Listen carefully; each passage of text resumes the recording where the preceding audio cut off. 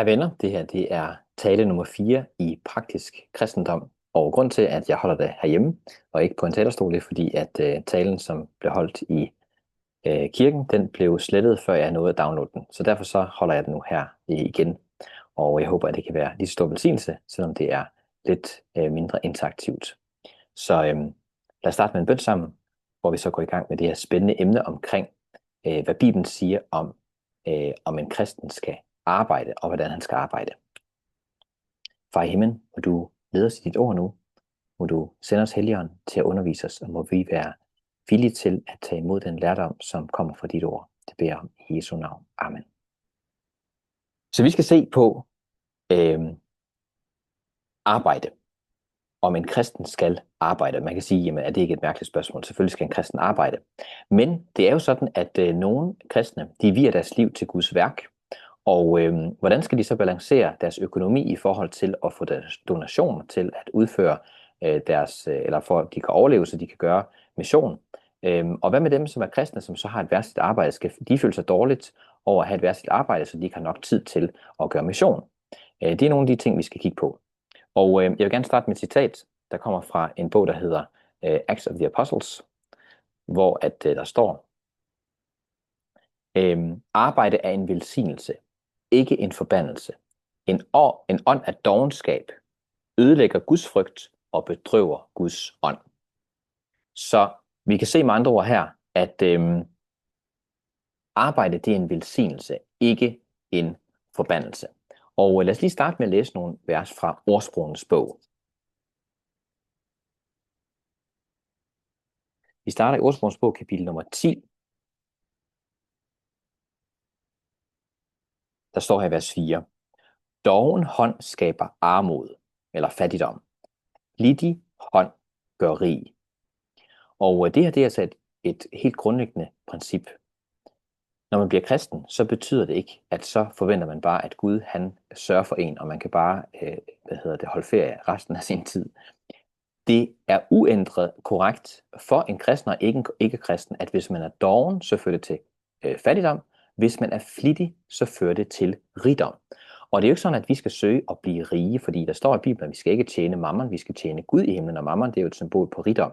Men vi kan se, at mange af gudfrygtige mennesker gennem tiden i Bibelens historie, de var utrolig rige, og de brugte deres rigdom til at fremme Guds værk. Hvis man bruger sine penge og sin økonomi til at fremme Guds værk, så kan det blive en kæmpe velsignelse. Det kan selvfølgelig også blive en fristelse for en, men man kan ikke hjælpe Guds værk særlig meget, hvis man hele tiden er fattig og skal gå rundt og tikke om penge for at overhovedet kunne overleve. Og det tror jeg, at Bibelen den gerne vil vise os, at vi skal kunne med vores flittighed og hårde arbejde, så skal vi kunne tjene og brødføde os selv, så vi kan være til velsignelse og hjælp for andre, og vi er ikke afhængige af andres hjælp. Vi kigger lige på et andet vers, Ordsprogenes bog, kapitel 12, vers 24.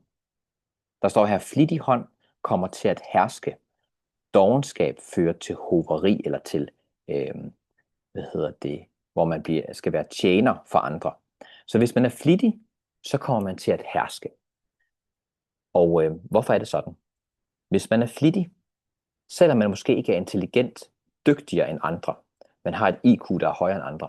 Hvis man er flittig og gør sit bedste inden for alt, og gør bestræbelser, selvom det er hårdt, så vil du være højere end gennemsnittet. Fordi gennemsnittet er ikke,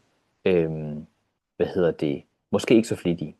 Der er selvfølgelig nogle fag, hvor mange er flittige, og derfor så kommer det fag hurtigt frem. Men generelt er det sådan, at menneskenaturen den er doven, og derfor så, hvis vi ved Guds nåde er flittige inden for vores felt, så vil vi excel inden for det felt. Og når du exceller, når du er dygtigere end andre, så kommer du til at undervise og hjælpe andre, og på den måde så kommer du faktisk til at have en lederrolle. Så Gud han ønsker, at hans folk ikke skal være hoved og ikke hale.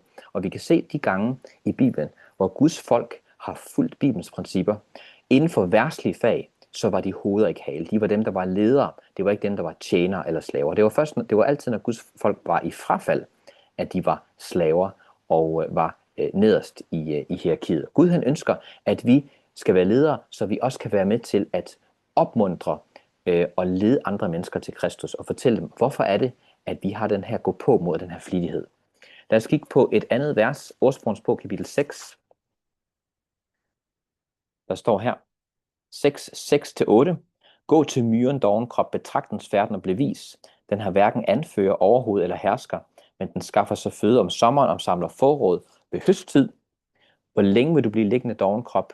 Hvornår rejser du dig fra din søvn? Lidt søvn, lidt hænderne i skødet, men så kommer armoden over dig, som en landstryger, nøden som en røver. Så jeg læser også til og med vers 11. Så vi kan se her, Bibelen den henviser til et insekt for at undervise os i, hvordan vi skal være flittige. Myren, den er flittig, selvom den ikke har nogen anfører, og selvom den ikke har et overhoved eller hersker. Så det vil sige, vær sand flittig. Det betyder, at du er intelligent nok til at tænke på, hvad skal du ordne? Hvordan kan du komme frem? Du behøver ikke nogen, der skal sige til dig, du skal gøre det, du skal gøre det, du skal gøre det. Nej, du kigger selv efter og finder ud af, hvad er det, der skal gøres, og så gør det. Du planlægger selv. Du har selv gået på mod, du har selv drive. Det er en sand kristen ånd, at du ikke skal blive fortalt at gøre, hvad du skal gøre. Og der står også, at de skaffer sig føde om sommeren, og så samler de forråd ved høsttid. Det vil sige, at de lægger intelligente planer for deres arbejde, og sørger for, at når de har overskud økonomisk på et tidspunkt, så skal de sørge for at overføre det til et andet tidspunkt, hvor de måske kommer i økonomiske problemer. Så det er nogle principper, som Bibelen den gør meget tydelige. Ja, det sidste vers for ordsprogsbog, før vi går lidt videre, det er ordsprogsbog 21:5. Der står her, den flittiges planer fører til gevinst, men enhver, der har hastværk, kommer til at lide mangel. Og det vil så sige, hvis man er flittig, det vil ikke sige, at man har hastværk. Fordi når man har hastværk, så gør man ting hurtigt, måske fordi man ikke har gjort tingene tidsnok. Det gælder om at have velovervejede planer, når man er flittig og gør sit arbejde. Jeg vil gerne lige læse et citat, som jeg synes er meget, meget sigende. Prøv at høre, hvad der står her. I enhver tidsalder har Satan søgt at svække Guds tjeners bestræbelser ved at indføre en ånd af fanatisme i menigheden. Sådan var det på Paulus tid, og sådan var det i de senere århundreder under reformationen.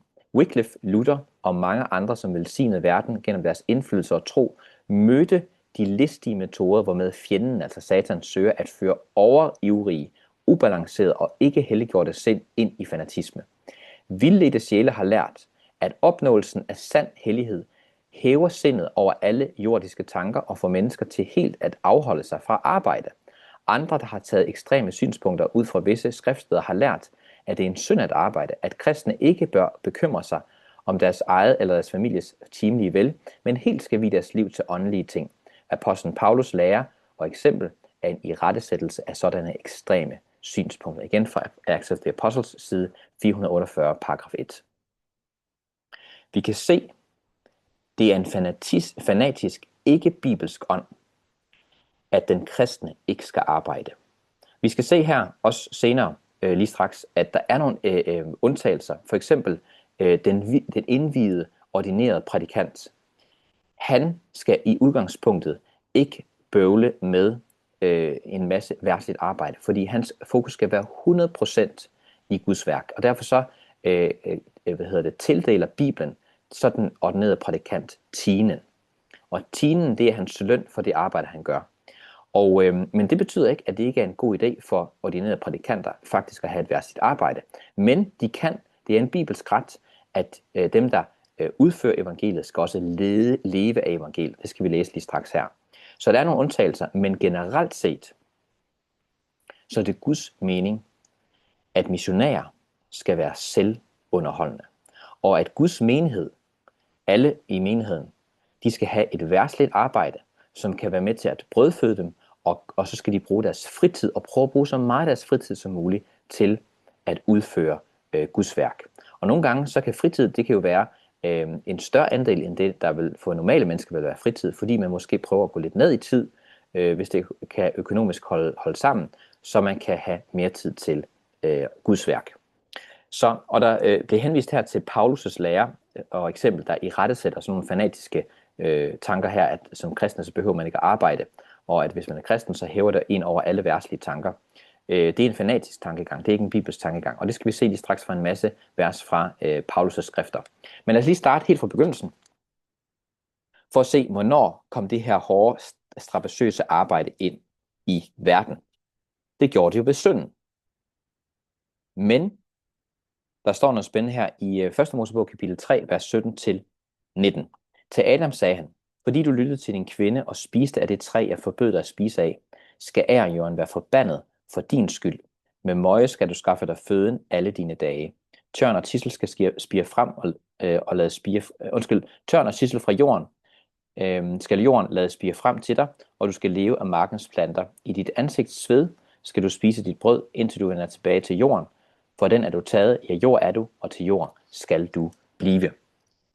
Så her kan vi tydeligt se, der står, at jorden blev forbandet for menneskets skyld.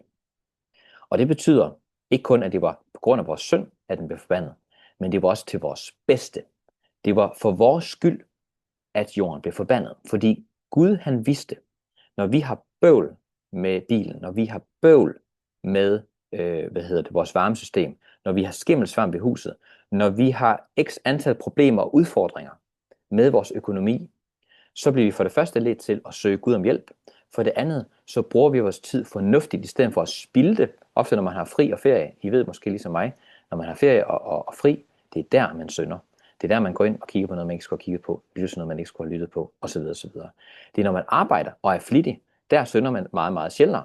Så derfor har Gud tilladt, at der kommer problemer og bøvl ind, sådan at vores karakter bliver testet, og vi, hvis vi er villige, bliver lidt nærmere Gud. Så arbejde er en velsignelse, strabasser er en velsignelse, opvasken er en velsignelse, og vask gulv og skift ble, alle de her ting er en kæmpe velsignelse.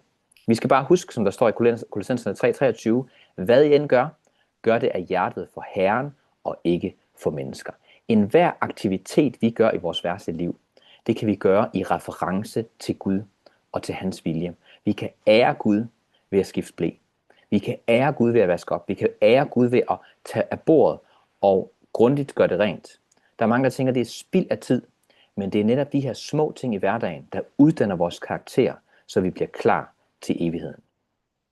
Så resten af vores tid her, der skal vi lige kigge på nogle skrifter fra Paulus' brev, der viser, hvor vigtigt det er, at vi som kristne i udgangspunktet er selvunderholdende. Og jeg taler her også til de personer, de unge mennesker, som har tænkt at bruge resten af sit liv til at fremme Guds værk. Jeg taler også til de skoler, som der er rundt omkring, adventistskoler. Jeg taler til dem virkelig fra hjertet og siger, prøv at høre her, prøv at se, hvad Bibelen den siger. Måske er der noget tankegang, der skal ændre sig, så vi kommer i harmoni med Guds ord, når det gælder om, hvordan vi skal økonomisk set overleve. Skal det være ved at hele tiden bede om donationer til ene og det andet og tredje, og trække donationer fra menigheden over i vores aktiviteter? Jeg siger ikke, det er forkert på nogle tidspunkter at bede om donationer. Det skal man gøre. Der er ikke noget forkert i at bede om penge. Men er det den måde, man skal leve på? Er det det, som er det bedste udgangspunkt? Er det det, som er det grundlæggende princip, vi finder i Bibelen? Lad os prøve at læse det. Det var sådan, hebræerne, de anså det som en synd, ved deres børn ikke havde et praktisk håndværk, så de kunne brødføde sig selv. Selvom de skulle være præster og leve af donationer for folket, så blev det anset som en synd, at de ikke havde et praktisk arbejde. Jesus, hvordan brugte han de første 30 år af sit liv? På et arbejde. Helt almindeligt praktisk arbejde.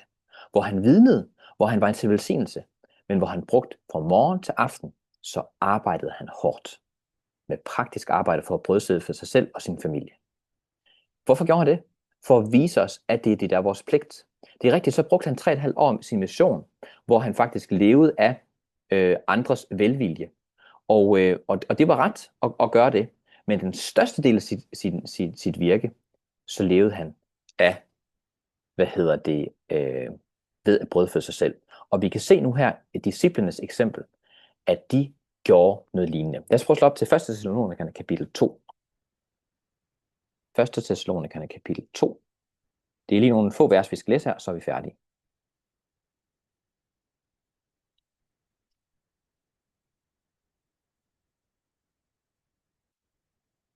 Første Thessalonikerne kapitel 2, vers 9. Der står her. Brødre, I husker jo vores slid og møje, Vi arbejdede nat og dag for ikke at lægge nogen af jer til byrde, mens vi prædikede Guds evangelium for jer. Det er det, Paulus han siger. Husk, hvordan vi opførte os. Vi arbejdede nat og dag, for vi ikke skulle lægge nogen af jer til byrde. Er det ikke utroligt? Man kan tænke, Paulus, prøv her.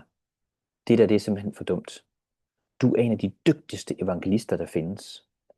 Hvorfor bruger du ikke al din tid på at evangelisere? Og så lad menigheden understøtte dig økonomisk, så du kan bruge al din tid på at vinde mennesker. Det er da meget, meget bedre, at du vinder mennesker, i stedet for, at du sidder og syr. Han var jo teltmager, Paulus. Sidder og syr telte. Det er jo, kan man sige, dummernæksarbejde i forhold til at vinde mennesker for evigheden. Det kunne være et meget logisk argument. Men vi kan se, at det er ikke et rigtigt argument. Vi skal se nu her i de her vers her. Der er 3 grunde til, der er flere sikkert, men der er 3 grunde, jeg vil gerne vil fremhænge, for hvorfor vi kristne vi skal arbejde. Det er for, at vi skal hindre fordomme. Det er for, at vi skal kunne give til andre.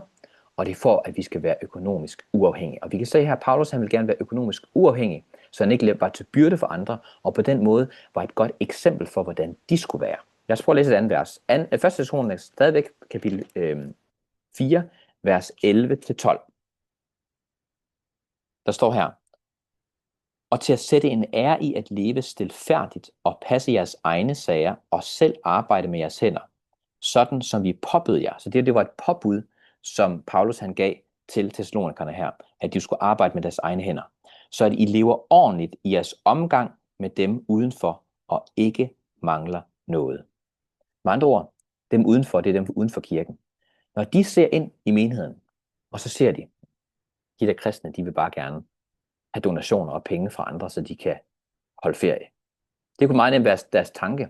Men når de ser, okay, det er faktisk nogen, de arbejder nat og dag, de er flittige for at være økonomisk understøttet, men så bruger de deres fritid til at forkynde evangeliet. Det kan folk have respekt for, og det fjerner deres fordomme. Så står der også, og så I ikke mangler noget. Så det er også for, at vi skal være økonomisk understøttet. Det er for, at vi kan brødføde vores familie, og vi kan brødføde os selv.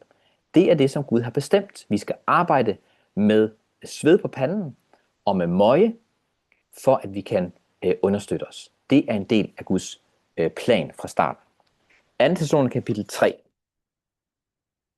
vers 6-12, der står her: vi påbyder jer, brødre, i vor Herre Jesu Kristi navn, så det er noget, som Gud har påbudt det her, at holde jer fra enhver bror, der lever et uordentligt liv. Hvad vil det sige at være uordentligt? Det vil sige ikke at arbejde. Det kan man tydeligt se, når man sammenligner med de andre vers, som lige skriver her i Thessalonikerne. Bare holde ferie og udnytte andre økonomisk. Og ikke holder sig til den overlevering, de modtager os.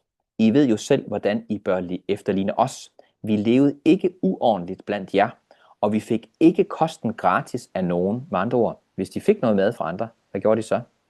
De betalte for det. I stedet for at komme og bruge først hist og så pist, og så få penge og husly, så betalte de for den mad, de fik. Men fik den ved at arbejde under slid og møje nat og dag, for ikke at lægge nogen af jer til byrde. Ikke fordi vi ikke havde ret til det, men for at give jer et forbillede, så I kan efterligne os. Og det var nemlig sådan, at Paulus, han var jo en fuldtidsprædikant, en fuldtidsevangelist, og han havde faktisk krav på at kunne leve af folkets og kirkens gaver. Men det ville han ikke, for han ville være et forbillede for dem. Med andre ord, de skulle ikke leve sådan. De skulle leve på den måde, som vi lige har beskrevet. For allerede da vi var hos jer, bød vi jer, at den, der ikke vil arbejde, skal heller ikke have føden. Det er rimelig kontant, men det var sådan, de lærte. Og jeg må også sige, det her, det hører jeg næsten ingen tale om. Det er altid om, giv os penge, giv os penge, giv os penge, giv os donationer, hjælp os sidst, bliv en ny støt for vores missionsaktiviteter. Er det det, vi finder i Bibelen? At disciplene gik rundt og tikkede om penge hele tiden? Det er det ikke. De tog selvfølgelig imod menneskers gæstfrihed. Det skulle de gøre, så skulle de velsigne huset. Men i alle andre områder her, når vi læser her, så kan vi tydeligt se, de opfordrede menigheden, og de fulgte det selv, at de arbejdede for føden. Vi bød, at den, der ikke vil arbejde, skal heller ikke have føden. Vi har nemlig hørt, at der er nogle blandt jer, der lever uordentligt. De arbejder ikke, men blander sig i ting, som ikke kommer dem ved. Den byder og formaner vi ved Herren Jesus Kristus, at de skal arbejde støt og stille og skaffe sig til livets ophold. Det kan ikke siges tydeligere. Det er meget, meget tydeligt det her. Og det her princip, jeg tror desværre, det er noget, der er glidet lidt i glemmebogen inden for adventismen. Og ja, jeg tror ikke, jeg vil sige mere. Teksten den taler meget tydeligt for sig selv. Lad os lige prøve at læse et andet vers. Apostlenes Gerning, kapitel 20. Det her fortæller Paulus, hvordan han selv arbejdede. Han tilkaldt alle lederne fra Efesos, og så siger han til dem her i vers 33. Sølv eller guld eller tøj har jeg ikke forlangt af nogen. I ved selv, at disse hænder har tjent til alt, hvad jeg og mine medarbejdere havde brug for. Jeg har vist jer, at ved at arbejde sådan, bør man tage sig af de svage, og huske på de ord, Herren selv sagde, det er saligere at give, end at få. Hvad er saligst? At give end at få. Jesus sagde selv, det er saligt at give end at få. Jesus og Gud og Helligånden og englene, de giver og giver og giver og giver og giver hele tiden. Og det er meningen, at Guds folk, de skal arbejde flittigt, så de kan give til andre. Og jeg vil ikke blive misforstået her. Det kan være, at der er en skole, en adventistskole, der skal købe en bygning, eller skal anskaffe sig en bil, eller skal et eller andet, hvor de har behov for penge. Hvis vi føler, at det er Guds kald, at vi skal give dem penge, så skal vi give dem penge. By all means. Og Gud giver Guds folk penge, for at de kan understøtte sådan nogle vigtige aktiviteter, som sker på missionsskoler rundt omkring. Men det taler jeg primært faktisk til lederne af de her skoler, og til også de unge mennesker, der kommer ud fra skolerne, også andre steder i menigheden, hvor at unge mennesker gerne vil vie deres liv til at gøre missionsaktiviteter. Hvor at tankegang ofte har været, at nu skal vi få donationer, og folk skal give os penge, så vi kan overleve og gøre missionsarbejde. Det er ikke Guds vilje, så vidt jeg kan se. Ikke som grundlæg, ikke som den hyppigste udgangspunkt. Det kan være, der er nogle undtagelser, men som udgangspunkt, så skal vi følge, hvad Paulus selv følgede. Hvis du er en bedre evangelist end Paulus, og derfor så kan jeg prædike bedre end ham, så kan det være, at du ikke behøver at følge det her princip. Men Paulus selv, den dygtigste evangelist, der nok var på det nye testamentets tid, han arbejdede dag og nat for at bedre kunne give og støtte dem, som var sammen med ham. Ikke kun hjalp han sig selv, han støttede de andre medarbejdere, han havde med, økonomisk set. For Jesus sagde, det er saligere at give, end at få. Og lad os lige prøve at læse, hvordan han gjorde det praktisk. Hvis vi går lidt tilbage i Apostlenes Gerning kapitel 18, så står der vers 1-3. Derpå forlod Paulus Athen og kom til Korinth. Der mødte han en jøde, som hed Aquila, som stammede fra Pontus. Sammen med sin hustru Priscilla var han for nylig kommet fra Italien på grund af Claudius påbud om, at alle jøder skulle forlade Rom. De to sluttede Paulus sig til, og da de havde samme håndværk, blev han hos dem og arbejdede. De var nemlig teltmager af fag. Så her kan vi se, Paulus, han var teltmager, han arbejdede her som teltmager. Så vil jeg gerne lige balancere det lidt med nogle vers. Nu har jeg nævnt flere gange det her med, at der er nogen, som kan vie deres liv til evangeliet, og det er ordinerede prædikanter, og de skal også understøttes. Og der er også nogle andre undtagelser, bibelarbejder osv. Der kan være undtagelser også, hvor de skal understøttes 100% af menigheden, i hvert fald i en periode, hvor at de kan gøre fuldtidsmission, og derfor ikke behøver at være økonomisk, eller have et verdsligt arbejde. Så lad os lige læse nogle vers på det. Men hvis man tager alt, hvad Bibelen den viser, så ser det ud til, i min optik, også når man læser profetiens ånd, så ser det tydeligt ud til, at selv der vil det være bedst, at man har et verdsligt arbejde. For det er sådan, når man arbejder i verdsligt arbejde, og samtidig gør mission, så har man nogle unikke muligheder for at vinde nogle mennesker, man aldrig ellers vil få tilgang til. Det arbejde, jeg udfører, der har jeg kontakt med nogle kollegaer, som jeg aldrig ville få tilgang til, med mindre at jeg havde det job. Så lad os lige læse nogle vers på det. Apostlenes Gerninger 6, 1-2. Der står her: Da der i de dage blev stadig flere disciple, begyndte hellenisterne at skumle over hebræerne, fordi enkerne hos dem blev tilsidesat ved den daglige uddeling. Så det var sådan, at der mange havde mistet deres job her lige i begyndelsen af Apostlenes Gerninger, hvor der var flere tusind, der blev omvendt på en dag, og derfor så var der mange, der blev smidt ud fra deres job, fordi de ikke ville, de ikke ville have kristne til at arbejde hos sig. Og derfor så var der en stor indsamling i menigheden altid, og en uddeling daglig af nødvendige fødevarer, så de kunne overleve. Og nu kom der så lidt uenighed her i den her uddeling. Så står der, at de 12 samlet kaldte så hele discipleskaren og sagde, det er ikke rigtigt, at vi forsømmer Guds ord for at varetage tjenesten med bordene. Så her har vi et princip, Dem, der forkynder Guds ord, disciplen her, og flere andre, de skulle ikke bruge deres tid på at sørge for, at de her små uenigheder, de skulle afhjælpes. De skulle vie deres tid til bøn og til Guds ords forkyndelse. Så der er tidspunkter for, hvor man er nødt til at sige, prøv her, jeg er nødt til at drosle ned med mit arbejde. Jeg er nødt til at ændre mit arbejde. Jeg er nødt til at få et andet arbejde, for at jeg faktisk kan gøre Guds vilje, og kan udføre den missionsarbejde, som han ønsker, jeg skal udføre. Jeg skal ikke bruge mit liv på unødig arbejde. Det er et vigtigt princip her, vi kan se her. Og et andet vers, det er 1. Korinterne 9:13. 1. Korinterne 9:13.